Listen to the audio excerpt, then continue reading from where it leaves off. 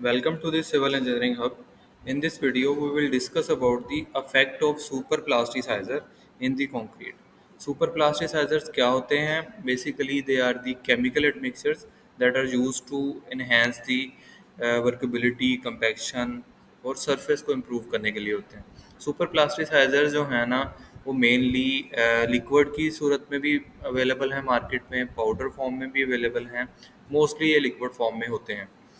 तो इनको जो है वो केमिकल एडमिक्सर कहते हैं और ये हम कंक्रीट में यूज़ करते हैं कंक्रीट की वर्केबिलिटी को बढ़ाने के लिए, कंपैक्शन को इंक्रीज़ करने के लिए, डेंसिटी को इंक्रीज़ करने के लिए और सरफेस फिनिश को इम्प्रूव करने के लिए.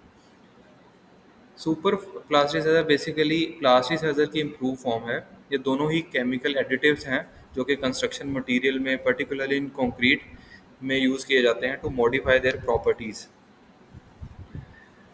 अब इनका पर्पस क्या होता है इसके बारे में हमने बात की अभी कि ये वर्केबिलिटी को बढ़ाते हैं, फ्लेक्सिबिलिटी को बढ़ाते हैं और ये फ्लो और स्लम्प में भी काफ़ी इजाफा करते हैं, जिससे कंक्रीट जो है वो इजीली पोर की जाती है और डिफरेंट शेप्स की चीज़ें हम बना सकते हैं. तो सुपर प्लास्टिसाइजर जो है वो comparatively high range water reducer है. They are primary use to significantly increase the fluidity and flowability. इसकी क्वांटिटी हम कितनी ऐड करनी चाहिए इसके बारे में भी बात करेंगे और ये मैकेनिज़्म क्या है इसका, इसके बारे में भी हम इसी ही वीडियो में बात करेंगे. तो सुपर प्लास्टिसाइजर जो है वो सरफेस टेंशन जो है उसको रिड्यूस करते हैं सीमेंट पार्टिकल्स की, और जिसकी वजह से जो पार्टिकल है वो फ्रीली मूव कर सकते हैं, जिससे फ्लोबिलिटी बढ़ जाती है कंक्रीट मिक्स की. और ये लुब्रिकेंट इफेक्ट जो है देते हैं. आपने देखा होगा कि अगर जिस कंक्रीट में आप सुपर प्लास्टिसाइजर ऐड करते हैं तो उसकी सरफेस जो है वो काफ़ी शाइनी हो जाती है और वो एक लुब्रिकेटिंग इफेक्ट देती है, जिससे वर्केबिलिटी भी बढ़ती है, वाटर रिड्यूस हो जाता है, जितना मतलब वाटर सीमेंट रेशो भी है जो हमें काफ़ी उसको कंट्रोल कर सकते हैं.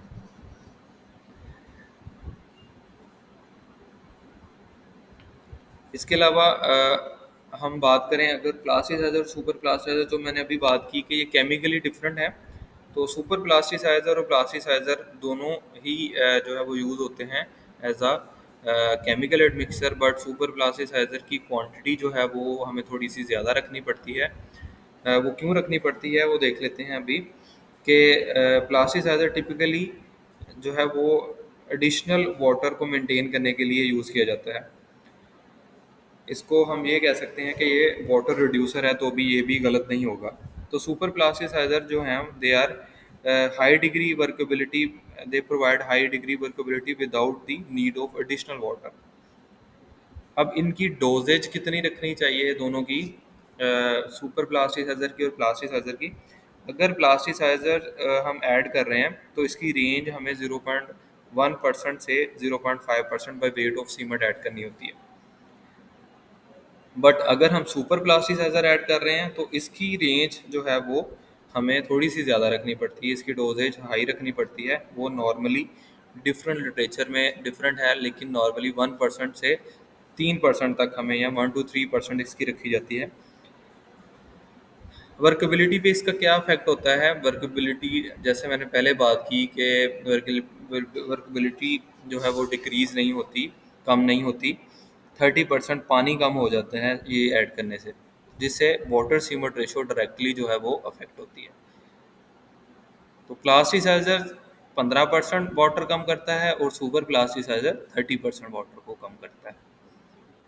तो सुपर प्लास्टिसाइजर ऐड करने से हम वाटर सीमेंट रेशो को इतना कंट्रोल कर सकते हैं कि हम इसको इसकी वैल्यू 0.25 या इससे भी कम लेके जा सकते हैं. अब एक कंक्रीट ऐसी है जिस पे हमने सुपर प्लास्टिसाइजर नहीं डाला, और एक ऐसी है जिसमें हमने सुपर प्लास्टिसाइजर डाला है, मतलब केमिकल मिक्सर डाला है, बट दोनों की जो वाटर सीमेंट रेशो है वो सेम ही है. तो फ़र्क ये पड़ेगा कि एक ज़्यादा वर्केबल होगी जिसमें सुपर प्लास्टिसाइजर है, और दूसरी जिसमें सुपर प्लास्टिसाइजर नहीं है वो कम वर्केबल होगी. स्ट्रेंथ भी जो है लो वाटर सीमेंट रेशो अगर होगी तो स्ट्रेंथ ज़्यादा आएगी और सीमेंट कम यूज़ होगा डेफिनेटली.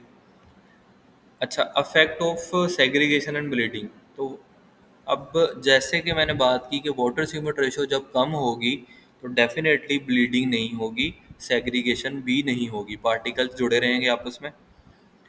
तो ब्लीडिंग और सेग्रीगेशन सुपर प्लास्टिसाइजर करने ऐड करने से रिड्यूस होगा। ये इफेक्ट मैकेनिज्म की हम पहले भी बात कर चुके हैं कि क्या होता है yield stress. The effect of super plasticiser on yield stress comes from the introducing a repulsive interparticle forces that reduces the overall attractive force between the cement particles and the consequently the yield stress. Thank you for watching Civil Engineering Hub.